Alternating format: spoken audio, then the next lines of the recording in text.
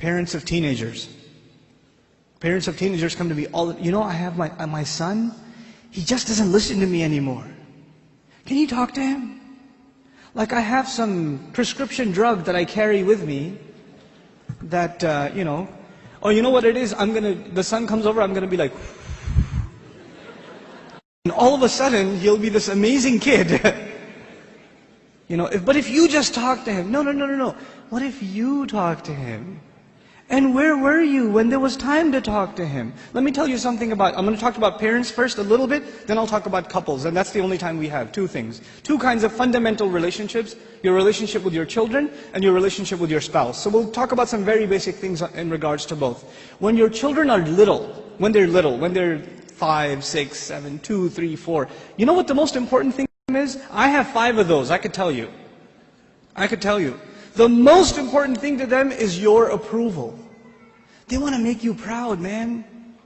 They want to show you what they did. I'll be on an important work phone call.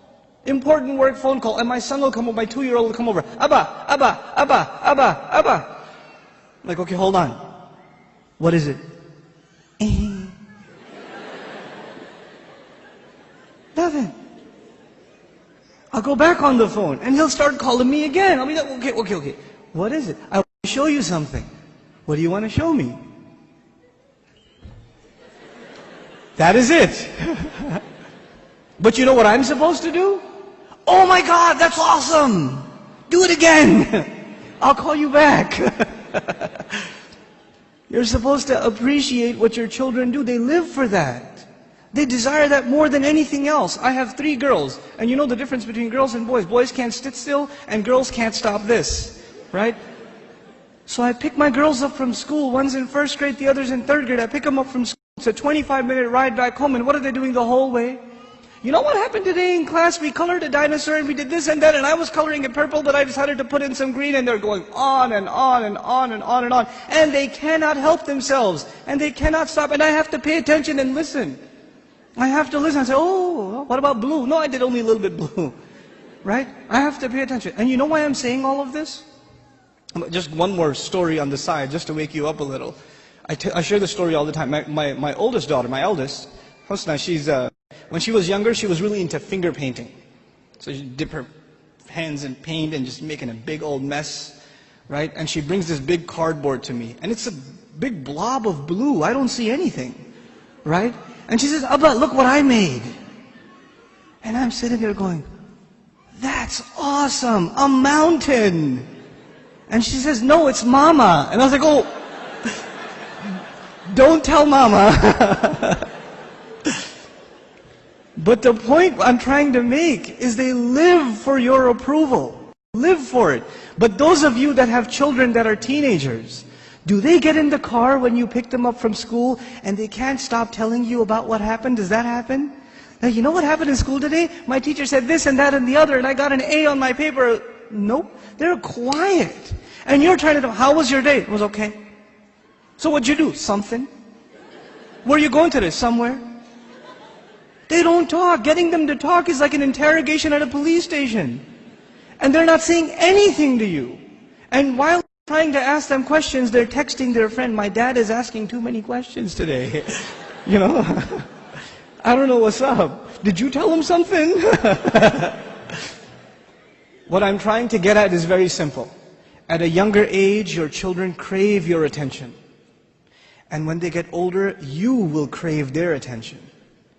But if you don't give them attention when they're tiny, when they come to you with their toys and you say, go in your room, I'm watching the news.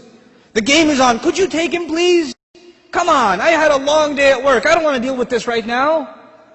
I have friends over. It's embarrassing. Go to sleep. Go get out of here. When you have this attitude towards your children, like they're an obstacle in your path, your job was at work. When you come home, you're on vacation. No, buddy, your job began when you came home. That's your job. What you did over there is just to fulfill your real job at home. Be a father. I'm talking to the men here. Be a father. Spend time with your children.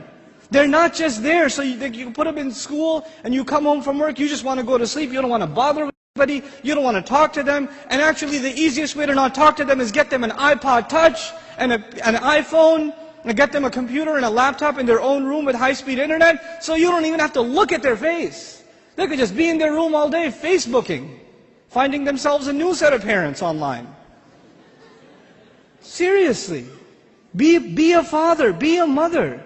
Don't replace your motherhood and your fatherhood with these things, because if you do, when they become independent, you know what happens to most parents?